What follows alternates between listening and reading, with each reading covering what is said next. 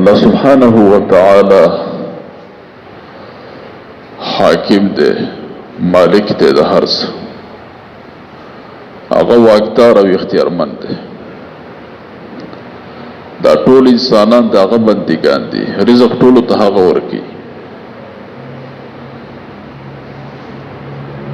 او دا ټول انسانان ټول مخلوقات رب العالمین ته محتاج دي او رب العالمین هیچا ته محتاج نه لري.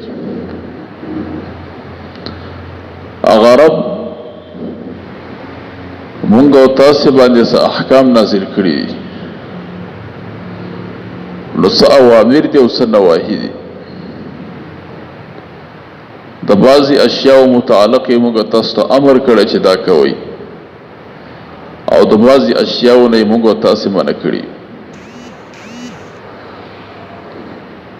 یو په هغې کې شراب دي چې رب العالمین ترېنه مونږ او تاسې په خپله منع کړي، دا کار مه کوئ. خو نن سبا امت مسلمه په سلو کې به زه 80% ویم، په دې پاکستان کې نور ملکونه خو پرېږده، یورپ وغیره ملکونه پرېږده، هلته خو ټول ورګډ شي، اکثریت هلته ورګډ دي. خو زمونږ او ستاسو په دې ملک کې چې د اسلام په نوم باندې جوړ دی او د مسلمانۍ دعوې کې، په دې ملک کې په سلو کې 80% خلک په دې مرض کې مبتلا دي. د دې نقصانات هم انشاءالله بیان کو او دې باره کې به خبر وو. او دا ډېره اهمه مسله ده چې دا بیان شي، ځکه زه اکثر ملګرو ته دا خبره ډېره کوم چې هر نبي چې قوم ته راغلی دی د هغې بیمارۍ علاج یې کړی چې کوم بیماري قوم کې وه د هغې علاج یې کړی. لکه مثلا مونږ او تاسې ډاکټر ته لاړ شو، په سر هم درد یو هغه د خپور درد ګولۍ راکړي، یا هم په دې سټ کې دانه یو هغه د دې پوندې علاج شروع کړي، نو خلکو دا ډاکټر خو لیونه شوی. نو یو معاشره کې بیماري شته دی او مولیان یې نه بیانوي، یا د چا د وجې نه بیانوي، یا خپل څه اغراض لري، خو دغه مولا نه دی. زه اکثر ملګرو ته ویم، د ریګجو خان سره ګاونډ کې یو غټ کانفرنس جوړېږي، هر کال 2-3 جوړېږي، بس یو خوږ نوم دی ختم نبوت، یو خوږ نوم دی، او په دې نوم باندې د عوام چاندې ډېرې ښې ورکوي.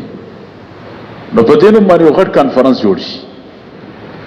دا خو لازمه نه ده چې هر مولا دې په دې یو ټافک باندې خبرې وکړي، دا خو ضروري نه ده. د الله نبي به کله کله په یو موقع کې مجلس کې 5-6 شیونه ذکر کړه، یعنی د شرابو مذمت به بیان کو، د زنا به بیان کو، د نورو غلطو کارونو به بیانو. معنی دا چې یو موضوع نه خبرې مه کوه. یو مجلس چې جوړ شو، خلک را جمع شو، نو چې کوم په معاشره کې کوم ګنده کار کېږي هغې متعلق خبره وکړه. کېدای شي یو مسلمان منع شي. نو د ګجو خان په ګاونډ کې کانفرنسونه جوړېږي، خو د زنا او د فحشا متعلق مولیانو څه ونه ویل. لوی لوی مولیانو د غټ پټکي وایي، خو دا نه و چې دې نږدې ګاونډ کې غاټه کوڅه ده او په دې کې ګوره داسې فحشاګان هم کېږي. ای خلکو ګوره دا ډېره عظیمه ګناه ده، ځان ته وساتئ. نو هر پیغمبر چې قوم ته راغلی وو، نو د هغه بیمارۍ علاج یې کوو چې کومه بیماري په قوم کې وه. موسی علیه السلام چې راغی، نو ساحرانو د سحر مسله ډېره ګرمه وه، نو د سحر مقابله شروع کړه. د ساحرانو مقابلې ته راووت. د عیسی علیه السلام په دور کې د میډیکل او د ډاکټرۍ او د طب ډېرې غټې چرچې وي، د هغې مقابله شروع کړې وه. الله ورله داسې معجزې ورکړلې دي چې د وخت ډاکټران یې ټول ناکام کړل، هغوی علاجونه دغسې نه شو کولی، او عیسی علیه السلام به معجزې باندې کوو. د رسول الله صلی الله علیه وسلم په زمانه کې د فصاحت او بلاغت چرچې وي په مکه کې او په خوشه اطرافو کې. د الله نبي ته الله داسې کتاب ورکړو چې تمام شاعران یې څه کړه، مغلوبه کړه او کمزوري شو، دغه شو لاړ. او نور داسې مختلف بیماریان چې کومې مکه او مدینه کې وي، د الله نبي د هغې وختن په وختن بندیز به لګاو. په مکه کې صرف دعوت کار کوو او په مدینه کې به ډانګې لاس کې راواغسته، ځکه خلک په خوله نه سمي، خلک د ډانګې په زور سمي. قانون یاد کوي ګوره، که په خوله باندې خلک سمېدل په دې ملک کې څومره تبلیغیان ګرځي، هر جماعت ته مختلف تبلیغیان ورځي. غریبانه ډېرې چیغې وایي خو بس څوک خبره نه اوري. دې زمانه کې څوک خبره نه اوري. نو د دې خلکو د پاره د ډانګي او د ټوپک په زور باندې دا کار پکار، زور نه کار غسل پکار. چې دا کو سړک دا متکبرین دا په دې ډانګي په زور باندې سم شي، دا په خوله باندې نه سمي، په خوله باندې به څنګه سم کی؟ شل کاله وته قرآن او حدیث بیان کنه سمي. که چېرته د ډانګي فلاس کې راواغسه سم دم روان. لکه د دې لنډ مثال اوس موږ اساس د گاون افغانستان کې خلک څنګه سم او دم دي، ځکه ډانګي اوس فلاس کې شو. البته امر بالمعروف و نهي عن المنکر مختلف یو مستقله شعبه ده. ګرځي بازارونو کې مانځه په ټیم کې ګرځي. ګیره باندې مړای ته وایي چې ګیره دی خره ور پټه کې بدن وباسه، څنګه ګیره خره؟ نو تاسو چې کله ډانګې د لاس کې راواغسو خلک باندې الله نبی چې مکه کې وو لږ کسان مسلمانان شوي، ځکه د خولې دعوت به چلاو. اگر که د الله نبی ته خلکو تکلیف هم رسو، د الله نبی ته الله چې فصبر صبر وکا الله به باندې اسانی راولي. چې کله د الله نبی مدینه ته لاړ دعوت کارم کو اخلاق استعمالول، خو توره ورسره وه، په مانځه کې مرسره توره، د سفر په حالت کې مرسره توره، کور ته نوځي مرسره توره، او صحابه کرام هم تورې ورسره وي. نو چې کله د زور نه کار واغسته مشکل خپل حل کی، چې زور نه د کار نه واغسته مشکل نه حل کی. په دې خبره ځان پوهیږي. نو خبره مې دې پورې شروع کړې وه چې نن سبا وخت کې شراب ډېر عام دي، خلک د دې مذمت نه بیانوي. ډېر قبیح شی دی، قبیحه ګناه ده، د ټولو ګناهونو جرړه ده، خطرناکه ګناه ده. په سړي کې مختلف ناکاره غلط صفات پیدا کوي، سړي کې بې غیرتوب پیدا کوي، مختلف ناکاره صفتونه سړي کې پیدا کوي. حتی علماء لیکلي سړي کې دونه بې غیرتوب پیدا کوي چې وروسته به قصې انشاءالله راشي. زه به ته ویم د کتاب په حواله به درته ویم. نو دا عظیمه بیماري ده چې معاشره کې ده.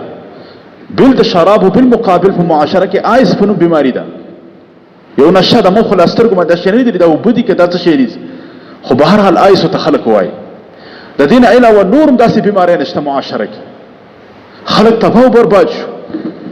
ښایسته ځوانان به یې مور او پلار په ډېرې خرچې کړي، خو د آیسو په نشه کې به اخته شي، هغه ټوله زندګي به تباہ او برباد شي. زمونږ او ستاسو په دې نږدې ځایونو کې دا پوډرین ځوانان دي، انسانان دي که نه دي؟ تاسو چېرته ګډ او چیلې تاسو ولیدله چې شراب دغه وسکل، آیس یې وسکل او نشه یې وکړه، پوډر یې وسکل، خو دا انسانان اسکي. نو د دې انسانانو مخنیوی پکار دی. دې ته مخدره مواد وایي، مخدرات نشهیي شیونه، هغه شی چې نشه راولي. که دا د معاشرې نه ختم شو حالات به ټیک شي. د غلاګانې ولې کېږي جوماتونو نه پیزار پټېږي؟ وجه دا ده دا پوډرین دا نشهیان دا کار کوي، هغه په نشه عادت شي، نشه ورسره نه وي، نو مجبور شي جومات ته ونوځي پیزار پټ کړي. پرې کورونو باندې د غله ولې وروړي؟ هغه د آیسو په نشه کې، هغه د پروانه ساتي کې چا ویشتله مګو څوک مړ کړه. نو مقصد دا ده دا غلطي، دا کمزور بیماری نه په معاشره کې راغلي. معاشره ځکه ګډوډه شي، نافرماني نه دي، معاشره کې بې حیایي ده. ځکه چې کله سړی په داسې نشه کې وي، هغه د خور مور او د فردي زنانه منځ کې تمیز نشي کولی، تمیز نه نشي کولی. او دا واقعات په دې مردان کې راغلي دي، لا بهر ملکونه علاقې خو لا پرېږده وه. د ناایسو په نشه کې داسې خلک وجود لري چې هغه خپلې خور ته نعوذ بالله لاس ورچي.